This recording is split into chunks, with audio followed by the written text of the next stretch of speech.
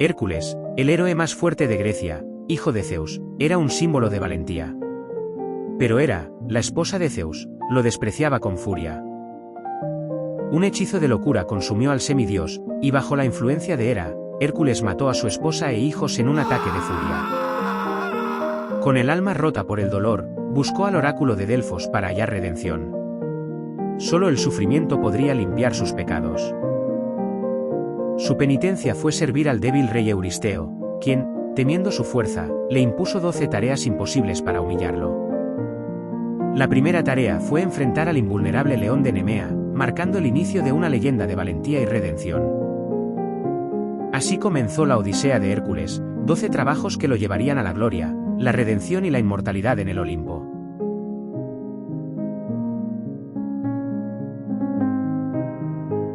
En su primer trabajo, el rey Euristeo envió a Hércules a enfrentar al temible león de Nemea, una bestia con piel invulnerable a cualquier arma mortal. Hércules lanzó unas flechas, y éstas rebotaron como si fueran hojas secas. Al descubrir que las armas eran inútiles, Hércules utilizó su fuerza sobrehumana y se lanzó directamente sobre la criatura. Tras una batalla feroz, lo estranguló con sus propias manos, demostrando que su fuerza era su mejor arma. Hércules desolló al león con sus propias garras y transformó su piel en una armadura impenetrable. Esta armadura se convirtió en el símbolo de su valentía y lo acompañaría en sus próximas aventuras. Con el león vencido, Hércules fue al palacio del rey Euristeo para informar de su victoria. Aterrorizado por su fuerza hercúlea, el rey evitó verlo y le comunicó su próximo desafío, enfrentarse a la hidra de Lerna.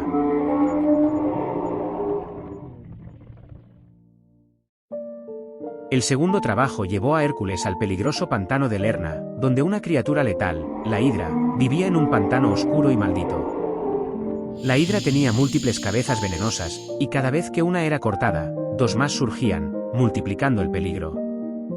Desesperado por detenerlas, Hércules llamó a su primo Iolao, quien ideó usar fuego para evitar que las cabezas se regeneraran. Por cada cabeza cortada, Iolao sellaba el cuello con fuego, mientras la hidra se retorcía bajo un calor abrasador. Hércules aplastó la cabeza inmortal bajo una roca colosal. Y además impregnó sus flechas con la sangre venenosa de la hidra para asegurar una ventaja mortal en futuras batallas. De regreso, el rey Euristeo temeroso se escondió de Hércules, y para deshacerse de él, le encomendó otro desafío aún mayor: capturar al ciervo de Cerinia.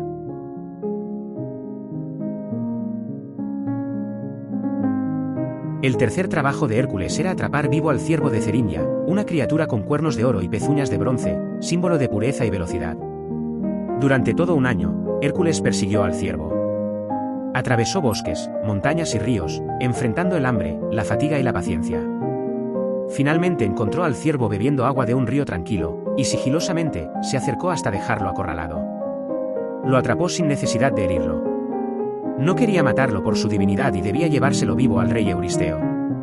Artemisa y Apolo aparecieron furiosos por la captura del ciervo sagrado.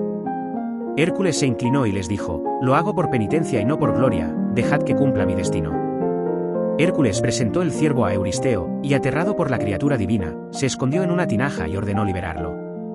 Sonriendo, Hércules dejó ir al ciervo, sabiendo que era uno de los 5 destinados a tirar del carro de Artemisa. El asustado rey Euristeo envió a Hércules a su cuarto trabajo, capturar vivo al feroz jabalí de Erimanto, una criatura gigantesca que aterrorizaba la región. El monstruoso jabalí devastaba cultivos, arrancaba árboles con su fuerza descomunal y sembraba el pánico entre los campesinos indefensos.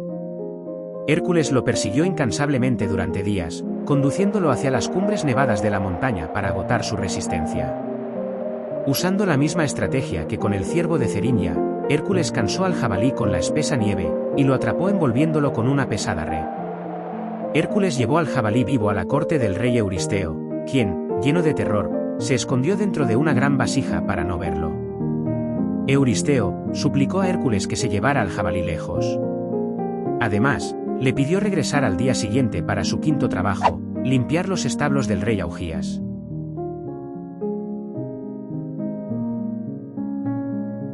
El desafío del rey Euristeo esta vez fue limpiar los enormes establos del rey Augías, llenos de estiércol acumulado durante décadas. Augías, confiado de que era imposible, prometió a Hércules la mitad de su ganado si cumplía la hazaña sin ayuda humana. Hércules trazó un plan audaz, desvió los ríos Alceo y Peneo hacia los establos, usando su fuerza para romper diques y dirigir las corrientes. Las aguas arrasaron con toda la suciedad, dejando los establos completamente limpios en cuestión de horas, cumpliendo el reto con ingenio y poder. Contrariado, Augías contempló el resultado y se negó a pagar, alegando que había usado los ríos para terminar la tarea. Hércules había completado este trabajo, y eso era lo realmente importante. Disgustado con las victorias de Hércules, el rey Euristeo le ordenó volver al día siguiente para su próximo trabajo, capturar los temibles pájaros del estínfalo.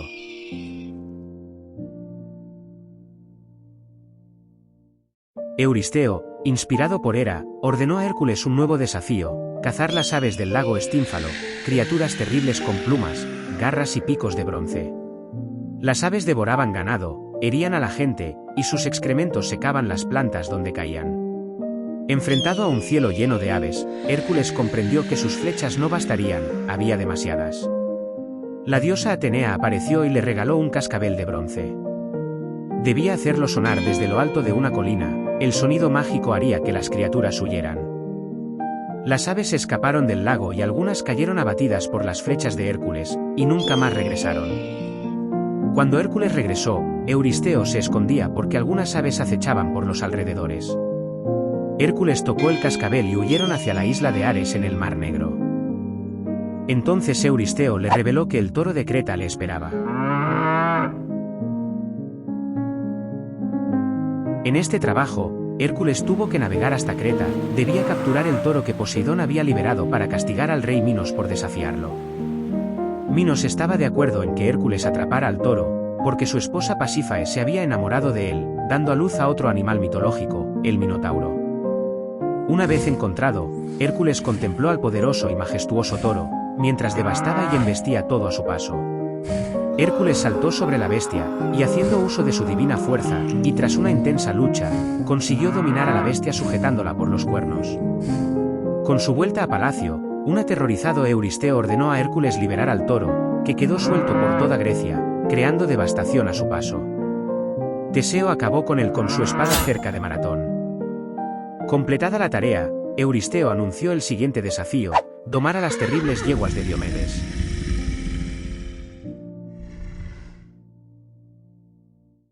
Para el octavo trabajo, el rey Euristeo encomendó a Hércules capturar a las yeguas devoradoras de hombres del cruel rey Diomedes, hijo del dios de la guerra Ares. Las yeguas eran tan feroces porque Diomedes las alimentaba con carne humana, convirtiéndolas en criaturas salvajes, incontrolables y aterradoras. Hércules llegó a Tracia y luchó contra Diomedes en una feroz batalla. El héroe derrotó al rey de Tracia, demostrando su fuerza sobrehumana. Para apaciguar a las yeguas, Hércules las alimentó con el cuerpo del cruel Diomedes, acción algo despiadada, pero así consiguió calmarlas por completo. Hércules llevó a las yeguas al palacio del rey Euristeo, quien, aterrorizado, ordenó encerrarlas lejos de Micenas para evitar el peligro. Viendo que Hércules completaba uno tras otro todos los trabajos, Euristeo anunció el siguiente desafío: obtener el cinturón de Hipólita, la reina de las Amazonas. Con el siguiente encargo de Euristeo, Hércules debe obtener el cinturón mágico de Hipólita, reina de las Amazonas, un regalo de su padre, el dios Ares. Impresionada por su valentía, Hipólita inicialmente accedió a entregar el cinturón, pero Hera, disfrazada, sembró desconfianza entre las amazonas. Hera convenció a las amazonas de que Hércules planeaba secuestrar a su reina, desatando un ataque feroz contra el héroe. En una batalla implacable y usando su fuerza divina, Hércules se enfrentó a Hipólita. Con respeto y habilidad, logró desarmarla sin causarle daño alguno. Hércules explicó el malentendido y logró calmar a las amazonas. Con el cinturón en mano, regresó triunfante al palacio de Euristeo. Contrariado por un nuevo éxito, Euristeo regaló el cinturón a Admete, su hija, y quedó pensando su nuevo encargo: capturar los bueyes de Gerión.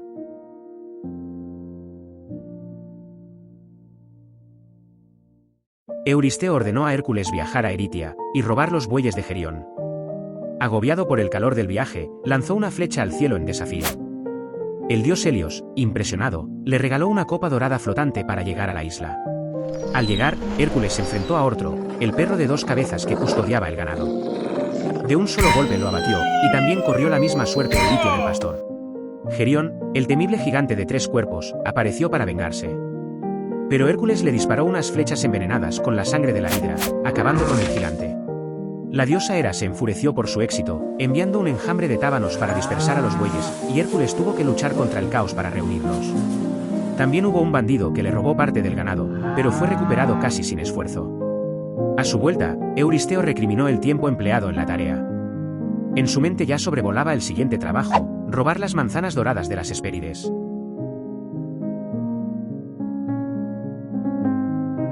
Enviado por Euristeo, Hércules inició el penúltimo trabajo. Por el camino, liberó a Prometeo, y agradecido, le reveló el secreto de las manzanas doradas, frutos de inmortalidad custodiados por las ninfas Hespérides. El jardín estaba protegido por Ladón, un dragón de 100 cabezas. Para conseguirlas, debía recurrir a Atlas, el titán que sostenía el cielo y padre de las Hespérides. Hércules ofreció cargar el cielo mientras Atlas conseguía las manzanas. El titán cumplió, pero intentó engañarlo cargando con su castigo eterno. Con astucia, Hércules pidió a Atlas sujetar el cielo un momento para ajustarse el cinturón. Cuando el titán lo hizo, el héroe tomó las manzanas y huyó. Euristeo recibió las manzanas, pero Atenea las devolvió al jardín, pues no podían permanecer fuera mucho tiempo. Molesto, anunció el último trabajo de Hércules: capturar a Cerbero, el guardián del inframundo.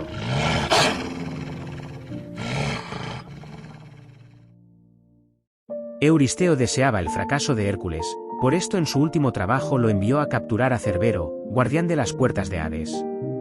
Hércules descendió al inframundo, y convenciendo a Hades para capturar a Cerbero, y con la condición de no usar armas, se dispuso a apresar al perro guardián.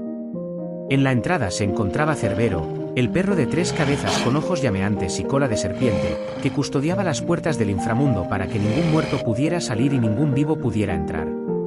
Usando solo su fuerza y astucia, Hércules luchó ferozmente contra Cerbero, esquivando sus mordidas y agarrando sus poderosas cabezas. Finalmente, Hércules dominó a la bestia, y atándolo con unas cadenas, comenzó el arduo camino de regreso a la superficie.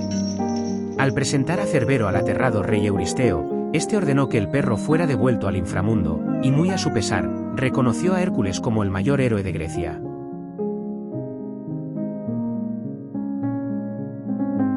Tras completar los 12 trabajos de Euristeo, Hércules se dirigió al oráculo de Delfos en busca de absolución. La sacerdotisa Pitia le reveló que su penitencia había concluido, y liberado de su servidumbre a Euristeo, fue reconocido como héroe por los dioses del Olimpo. Durante la gigantomaquia, una profecía señalaba que solo con la ayuda de un mortal los dioses podrían vencer en la guerra contra los gigantes. Se unió a los dioses y usando su arco con flechas envenenadas, derrotó a muchos de los gigantes, inmunes a las armas divinas. Uno a uno, fueron cayendo ante su letal destreza. Zeus fulminó con un rayo a Porfirión cuando intentó atacar a Hera, y Hércules lo remató con su arco, asegurando la victoria. Con los gigantes vencidos, Zeus premió a Hércules con la inmortalidad. Ascendió al Olimpo en un carro de fuego, dejando atrás su vida mortal para ser recibido entre los dioses.